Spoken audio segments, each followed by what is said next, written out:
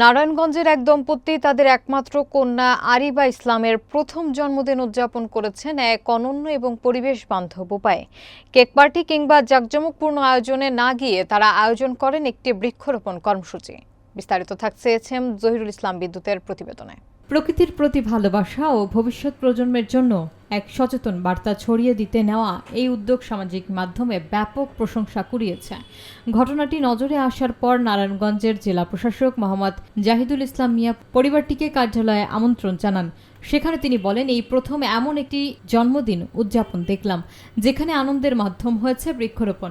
এটি সত্যিই অনুপ্রেরণাদায়ক। এরপর ডিসি নিজে আরিবা ও তার পরিবারের সঙ্গে কেক কাটেন এবং উপহার প্রদান করেন। আরিবার মা আসমাউল হুসনা বলেন, আমরা চাই আমাদের মেয়ে নিঃস্বার্থভাবে সমাজ এবং দেশের জন্য কাজ করুক, যেমন গাছ নিঃস্বার্থভাবে আমাদের দেয়। এই ব্যতিক্রমী উদ্যোগ বর্তমান প্রজন্মের জন্য একটি সবুজ, শান্তিপূর্ণ এবং সচেতন ভবিষ্যতের বার্তা বহন করে, যা নিঃসন্দেহে প্রশংসার দাবিদার।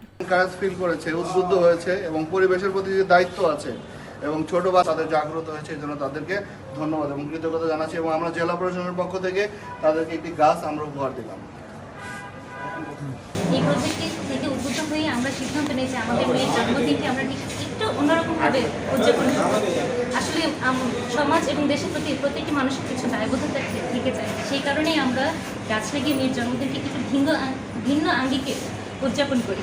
কেক কেটে বা পরিবার পরিজন নিয়ে সবাই উদযাপন করে, এটা ভালো। তবে সমাজের দায়বদ্ধতা থেকেই আমাদের হচ্ছে এই উদ্যোগ। আমরা চাই আমাদের মেয়ে বড় হয়ে সে সমাজ এবং দেশের অসহায় মানুষদের পাশে দাঁড়ায়।